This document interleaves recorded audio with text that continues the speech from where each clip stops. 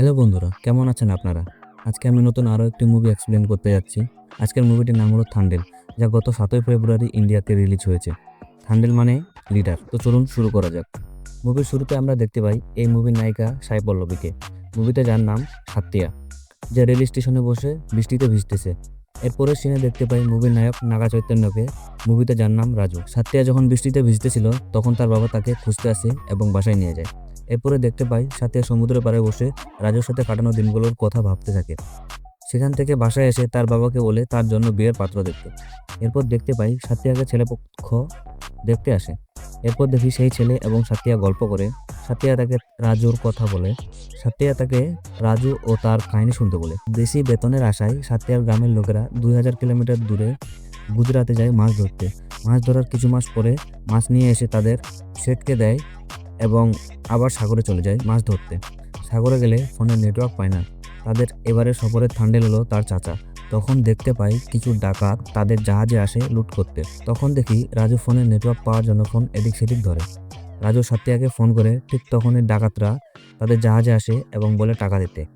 তার চাচা টাকা দিতে না চাইলে ডাকাতরা তাকে ধাক্কা মেরে ফেলে দেয়। এটা রাজু দেখতে পেয়ে নিচে নেমে আসে এবং ডাকাতদের মারতে শুরু করে। মেরে তাদেরকে সেখান থেকে তাড়িয়ে দেয়। এর পরের সিনে দেখতে পাই রাজু ট্রেনে করে বাসায় আসে। সবার আগে দৌড়ায় যায় সাত্তিয়ার সাথে দেখা করতে। দেখা করতে গিয়ে সবার আগে সাত্তিয়ার হাত ধরে। তারপর তারা দুজনে যায় লাইট হাউসে। সেখানে গিয়ে একটা পতাকা খুলে উড়িয়ে দেয়। তারপর দুজন দুজনকে জড়িয়ে ধরে। এরপর তারা অনেক ঘোরাঘুরি করে। এরপরে দেখতে পাই রাজুকে তার চাচা থান্ডেল বানিয়ে দেয়। রাজুকে থান্ডেল বানানোর পরে রাজুর যাওয়ার সময় হয়ে যায়। রাজু এবং সাত্তিয়া গল্প করে রাজুর যাওয়ার আগের দিন রাতে সাত্তিয়া রাজুর কোলে ঘুমিয়ে যায়। এরপর সেই লাইট হাউসে আবার একটা পতাকা বেঁধে সমুদ্রে মাছ ধরতে চলে যায় রাজু। পরের সিনে দেখতে পাই সাত্তিয়ার চাচাতো বোনের ভাই মাছ ধরতে গিয়ে মারা যায়।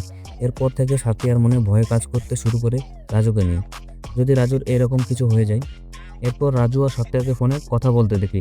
সাত্তিয়া তাকে তাড়াতাড়ি বাসায় চলে আসতে বলে। রাজু বাসায় আসলে সাত্তিয়া তাকে যায় জড়ায় ধরে। এরপর তারা বসে সমুদ্রের পাড়ে বসে গল্প করে। সাত্তিয়া রাজুকে মাছ ধরতে যাইতে মানা করতে থাকে। রাজু সাত্তিয়াকে অনেক বুঝায় কিন্তু সাত্তিয়া তার কথা শুনতেই চায় না। তখন রাজু বলে আচ্ছা, যাব না। সাত্তিয়া তখন রাজুকে হাতে হাত রেখে ওয়াদা করায় যেন সে না যায়। কিন্তু যখন রাজুর যাওয়ার সময় হয়ে যায় তখন সাত্তিয়া আর রাজু বসে গল্প করে। সাত্তিয়া সকালে ঘুম থেকে উঠে দেখে রাজু চলে গেছে। সাত্তিয়া দৌড়ে যায় স্টেশনে রাজুর সাথে দেখা করতে। সেখানে গিয়ে রাজুকে বলে তুমি ওয়াদা করেছিলে যাবে না, তাহলে সে কেন চলে যাচ্ছে। তারপর সাত্তিয়া রাজুকে বলে যদি সে যায় তাহলে তার সাথে সে আর কোনো সম্পর্ক রাখবে না। কিন্তু তারপরও রাজু চলে যায়। সাত্তিয়া সেখানেই বসে থেকে যায়। এরপর রাজু সাত্তিয়াকে ফোন করলে সাত্তিয়া কল কেটে দেয়। এরপর রাজু তার মাকে কল করে বলে সাত্তিয়ার কাছে ফোনটা নিয়ে যাইতে। কিন্তু তখনও সাত্তিয়া কথা বলে না রাজুর সাথে। এখান থেকে এটা কাহিনী শেষ হয়। এর পরের সিনে দেখতে পাই সমুদ্রে অনেক বড় তুফান আসে। সেই তুফানে ছোট্ট একটা ছেলে জাহাজ থেকে সমুদ্রে পড়ে যাচ্ছিল। তখন রাজু তাকে নিজের জীবন বাজি রেখে বাঁচিয়ে নেয়। কিন্তু সেই তুফানের কারণে তারা পৌঁছে যায় পাকিস্তান বর্ডারে।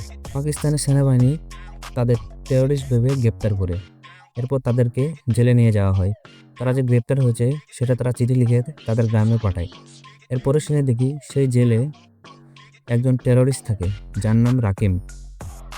রাকিম ভাইয়ের লোকেরা রাজুকে সালাম করতে বলে। সেখানে রাকিম ভাইয়ের সাথে রাজুর কথা কাটাকাটি হলে রাকিম ভাই রাজুকে মারার জন্য ছোরা বের করে। কিন্তু ঠিক তখনই পুলিশ সেখানে চলে আসে, যার ফলে রাকিম ভাই রাজুকে মারতে পারে না।